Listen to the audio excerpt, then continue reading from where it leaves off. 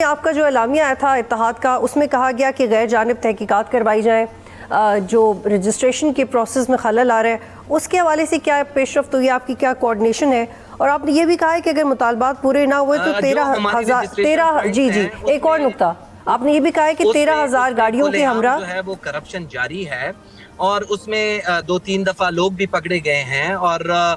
وہاں پہ اور کسی جماعت کے جو نمائندگان ہیں وہ نہیں بیٹھتے، وہ صوبائی حکومت کے نمائندگان بیٹھتے ہیں۔ ان لوگوں نے ایک بات کہی ہے کہ ہم نے 92 کروڑ روپے ابھی تک آئی ڈی پیز میں تقسیم کیے ہیں، اور اس میں ان لوگوں نے ایک بات کی ہے کہ ہم نے اس میں ٹرانسپورٹ اور فوڈ آئٹمز کی بات ان لوگوں نے اسپیسیفائی کی ہے۔ تو میں یہ واضح کرنا چاہتا ہوں کہ بالکل بھی فوڈ آئٹمز جو ہیں ان لوگوں نے کسی کو خوراکی مواد نہیں دی ابھی تک، اور جو ٹرانسپورٹ کی مد میں ان لوگوں نے پیسے دیے ہیں اس میں اگر اس کا حساب کیا جائے تو 70,000 پر گاڑی جو ہے وہ آتا ہے، جو کہ سراسر غلط ہے، کیونکہ وہاں پہ بہت ساری گاڑیوں کو تقریباً 22,000 25,000 اور اسی طرح کی پیسے ملے ہیں۔ تو اگر آپ اس کو ڈیوائیڈ کریں، 13,000 گاڑیاں جو میرے علم کے مطابق ہیں وہ نکل چکی ہیں وہاں سے، اگر اس کو ڈیوائیڈ کریں تو ہر گاڑی کو مطلب ہے کہ 70,000 ملے ہیں، جو کہ بالکل غلط ہے۔ تو اس میں بھی تحقیقات ہونی چاہیے، ہمارا بھی یہی مطالبہ تھا۔ لیکن شیر شاہ صاحب یہ بے شک انٹیلیجنس بیسڈ آپریشنز ہیں، لیکن آپریشن تو ہے، وہاں پہ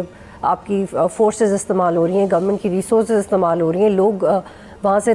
ڈسپلیس ہو رہے ہیں، ایک بڑی ایکسرسائز ہے۔ اس دوران اگر آپ تحقیقات کا مطالبہ کریں یا آپ ایک نیا فرنٹ کھول دیں کے پی گورنمنٹ کے لیے یا سیکیورٹی اداروں کے لیے، اس کے علاوہ کوئی اور راستہ نہیں نکالا جا سکتا، کیونکہ اس علاقے میں تو ایک یکجہتی کی ضرورت ہے۔ اور آپ یہ بھی کہہ رہے ہیں کہ 13,000 گاڑیوں کے ساتھ آپ مارچ کریں گے، یہ کام آئے گا آپ کے؟ دیکھیں، بات یہ نہیں ہے، بات یہ ہے کہ ابھی تک پوری رجسٹریشن ہوئی بھی نہیں ہے، اور یہاں پہ لوگوں کے لیے نادرا کی بھی مسائل ہیں، جو حقدار ہیں ان تک ابھی تک حق پہنچا بھی نہیں ہے۔ اگر یہ تحقیقات ابھی سٹارٹ نہیں ہوئی تو یہاں پہ جو حقدار ہیں وہ رہ جائیں گے، اور جن کو سیاسی وابستگیاں حاصل ہیں وہ ہو جائیں گے۔ تو ہمارا موقف یہی ہے کہ دیکھیں، حقدار تک اپنا حق پہنچنا چاہیے، اور یہ ایک اچھا عمل ہے، اور یہ گورنمنٹ کے لیے کوئی مشکل کام نہیں ہے، کیونکہ یہ سارا کچھ کمپیوٹرائزڈ ہوا ہے۔ یہ تو 2-3 دن میں یہ سارا یہ عمل جو ہے وہ مکمل ہو جائے گا، تاکہ یہ لوگ نشر کریں کہ کس کو کتنی اماؤنٹ ملی ہے، اس سے فنگر پرنٹ لگائی گئی ہے۔ تو یہ ہمارے لیے بھی ایک اچھا قدم ہوگا، اور جو رہ چکے ہیں، جو حقدار ہیں، جو صحیح وہاں سے ڈسپلیسڈ ہوئے ہیں، ان کو بھی اپنا وہ مل جائے گا۔ رہی سیکیورٹی کی جو ریزنز ہے وہ تو ان کا اپنا شیر شاہ یہ بتائیے گا، چونکہ آپ کا تعلق اسی ریجن سے ہے اور سہیل آفریدی بھی یہیں کے رہنے والے ہیں، آپ کا کیا خیال ہے کہ سہیل آفریدی کو ایسا کیوں کرنا پڑا ہے؟ کیونکہ کچھ لوگ یہ بھی رپورٹ کر رہے ہیں کہ سہیل آفریدی شاید ہمانگی کی طرف جائیں، لیکن ان کو اس کے ریزسٹنس ہوگی پارٹی کے اندر سے، اور آپ کہہ رہے ہیں کہ جب پرائیویٹلی میٹنگ ہوئی تھی تو سہیل آفریدی نے یہی کمٹمنٹ دی تھی، اور ان کے دوستوں نے اور کالیگز نے یہ آپ کو کمٹمنٹ دی تھی، لیکن اب وہ باہر کچھ اور بات کر رہے ہیں۔ تو یہ کرنے کی وجوہات کیا ہو سکتی ہیں؟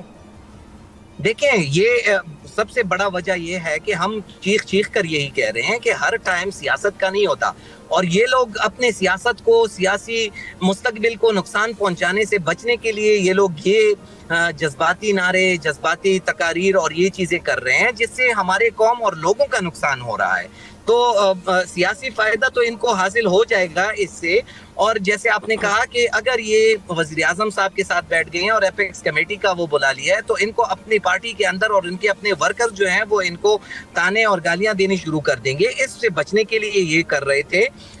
میں ان کو ابھی مطلب بہت اچھی نظر سے دیکھتا ہوں کہ چیزوں کو انہوں نے انڈرسٹینڈ کیا، اور جو ہم کہہ رہے تھے وہ اسی طرح ہوا کہ ایپیکس کمیٹی کا جو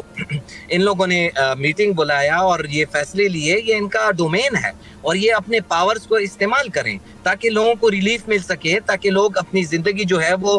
اس ریجن میں، پورے خطے میں جو ہے وہ امن اور ترقی کے ساتھ گزار سکیں۔ تو یہ ان کے لیے سیاسی نقصان تو ہو سکتا ہے، لیکن لوگوں کے لیے فائدے کی بات ہوگی۔ سبسکرائب کریں اور بیل دبائیں تاکہ کوئی خبر رہ نہ جائے۔